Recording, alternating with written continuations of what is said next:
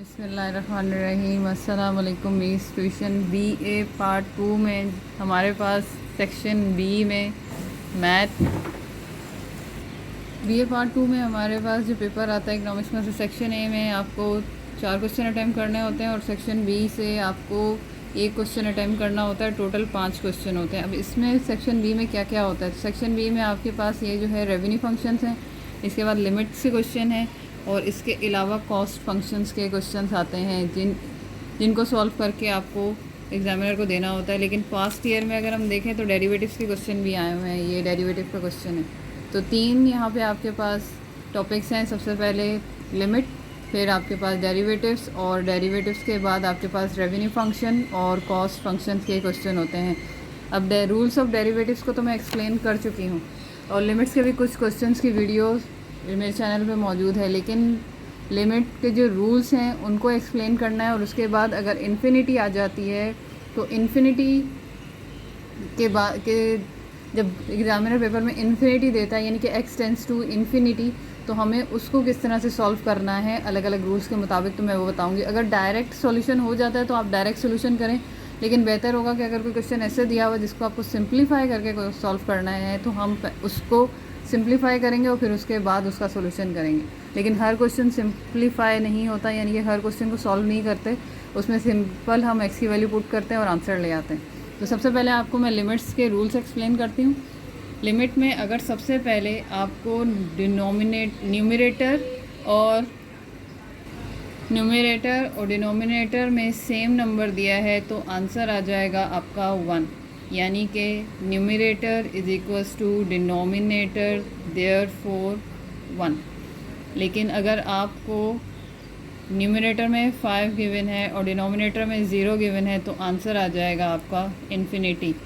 तो हम यहाँ लिखेंगे if denominator is 0 answer will be infinity.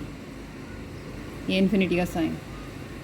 Third, अगर न्यूमरेटर में 0 है और डिनोमिनेटर में कोई भी नंबर है 5, 6, 7, 8 तो आंसर आएगा 0। तो हम यहाँ लिखेंगे इफ़ n से मुराद है न्यूमरेटर और d से मुराद है denominator. If n is 0 answer will be 0, यानी कि अगर आपका न्यूमरेटर 0 होगा तो आपका आंसर भी क्या आएगा 0।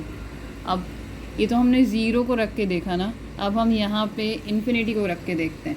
नाउ अब वही रूल नंबर 1 कि अगर न्यूमरेटर और डिनोमिनेटर में वैल्यू सेम है तो आंसर आएगा 1। लेकिन अगर न्यूमरेटर में 5 है और डिनोमिनेटर में इन्फिनिटी है तो आंसर आ जाएगा 0, यानी कि हमने यहाँ 0 की जगह इन्फिनिटी रखा, तो जब 0 रखा था तो इन्फिनिटी आ रहा है, इन्फिनिटी रखेंगे तो 0 आएगा। थर्ड रूल है अगर न्यूमरेटर में इन्फिनिटी है तो डिनोमिनेटर में कोई भी नंबर है तो आंसर आ जाएगा इन्फिनिटी। तो ये आपके रूल हैं। अब लिमिट कब अप्लाई करना है? लिमिट तब अप्लाई करना है कि जब आपकी वैल्यूज़ की कैलकुलेशन या किसी भी सॉल्यूशन का आंसर अनडिफाइन हो जाए या इनडिटर्मिनेंट हो जाए तो उनके सोल्यूशन के लिए हम लिमिट को अप्लाई करते हैं। जब आपकी वैल्यूज़ का सोल्यूशन अनडिफाइन या इनडिटर्मिनेंट हो जाए तो उसके लिए हम लिमिट को अप्लाई करते हैं। मैं आपको इधर एक एग्जांपल देती हूँ जो कि सिंपल एग्जांपल होगी। एक क्वेश्चन आपको गिवन है, लिमिट x, इसको पढ़ते हैं tends to 1 square upon x minus 1। अब सबसे पहले बहुत सिंपल है कि हम क्या करें कि यहाँ पर ये जो ऊपर वाला पोर्शन है इसमें अगर हम देखें तो यहाँ फार्मूला लग रहा है a square minus b square. बहुत ज़रूरी है कि फार्मूले ज़रूर पता हूँ आपको, क्योंकि फार्मूले हमने मैट्रिक में पढ़े हुए हैं बहुत सारे। मैट्रिक में अगर आपने पढ़ा होगा तो चैप्टर 4 जो पुरानी मैट्रिक की बुक थी उसमें पूरे ही फार्मूले थे और उनमें ये बेसिक फार्मूले हैं जो हर जगह अप्लाई होते हैं। यहाँ पे जो फार्मूला लग रहा है वो मैं यहाँ पे लिख दूँ आपको, a square minus b square is equals to a minus b और a प्लस b। अगर आपके पास लिमिट में कोई ऐसी वैल्यू आ जाती है जो सॉल्व हो सकती है तो पहले आप उसको सॉल्व करें फिर उसकी वैल्यू पुट करें। तो यहाँ मैं पहले सोल्यूशन लिखूँगी, सोल्यूशन लिखने के बाद मैं इसको सॉल्व करूँगी। लिमिट x टेंस टू 1, यहाँ पे सोल्यूशन होगा यानी कि ये चीज़ ये है, इससे बनेगा ये ब्रैकेट और ये ब्रैकेट, तो x -1 x + 1। अब ये कैसे बनाई है मैं आपको यहाँ पे एक्सप्लेन कर देती हूँ। ये चीज़ मैंने बनाई ये, यानी कि जब x के ऊपर ये स्क्वायर लगेगा तो ये बनेगा x², और 1 पे स्क्वायर लगेगा तो ये बनेगा 1, और 1 के ऊपर कितनी भी पावर लगा दें तो 1 1 ही रहेगा, क्योंकि इस पावर का मतलब होता है आपने उस नंबर को उतने टाइम्स पढ़ना है, उस नंबर को उस पावर से नहीं पढ़ना, यानी कि x को 2 टाइम पढ़ना है और 1 को भी 2 टाइम पढ़ना है।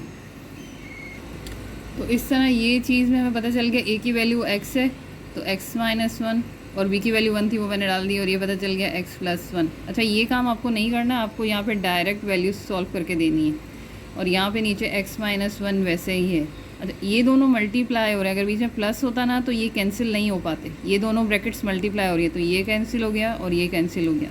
तो यहाँ हम लिखेंगे लिमिट x टेंड्स टू 1, तो आपके पास यहाँ पे सिर्फ बच रहा है x + 1, limit x tends to 1, x की वैल्यू वो बता रहे हैं 1 है, 1 + 1, तो लिमिट x टेंड्स टू 1, 1 + 1 2, ये आपके पास हो गया है आंसर। ये इसकी एक एग्जांपल मैंने सॉल्व करके दी है। अब मैं इसी तरह, ये क्वेश्चन इस तरह से गिवन था कि पहले इसको सॉल्व करना था और उसको सॉल्यूशन करके सिंपल किया, और सिंपल करके फिर आपने इसमें वैल्यू पुट की। लेकिन हर क्वेश्चन में ज़रूरी नहीं सॉल्यूशन हो, वो डायरेक्ट भी आप वैल्यू कर सकते हैं। तो मैं आपको एक ऐसी एग्जांपल दूंगी जिसमें वैल्यू डायरेक्ट डल जाएगी।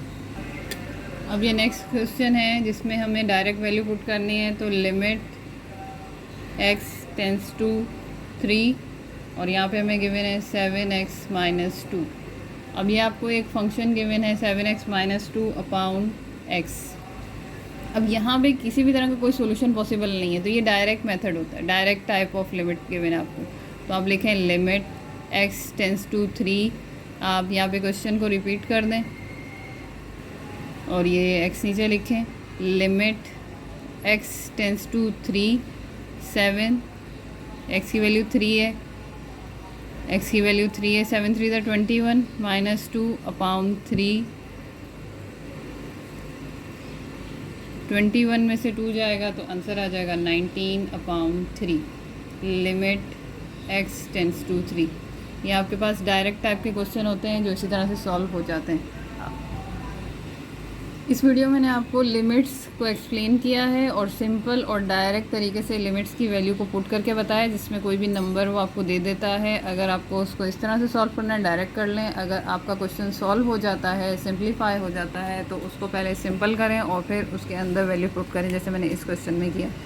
अब जो सेकंड वीडियो मैं इसमें लिए बनाऊंगी उसमें मैं सिर्फ लिमिट्स को एक्सप्लेन कर, इन्फिनिटी को एक्सप्लेन, लिमिट में इन्फिनिटी के टॉपिक को एक्सप्लेन करूंगी, ताकि अब इन्फिनिटी का जो टॉपिक है वो थोड़ा डिफरेंट है इस वाले से। तो अब सेकंड वीडियो में मैं सेकंड रूल एक्सप्लेन करूंगी जो आपको इन्फिनिटी की एक्सप्लेनेशन देगा। मेरे चैनल को सब्सक्राइब करें, लाइक करें, अपने फ्रेंड्स के साथ शेयर करें। अल्लाह हम यहाँ से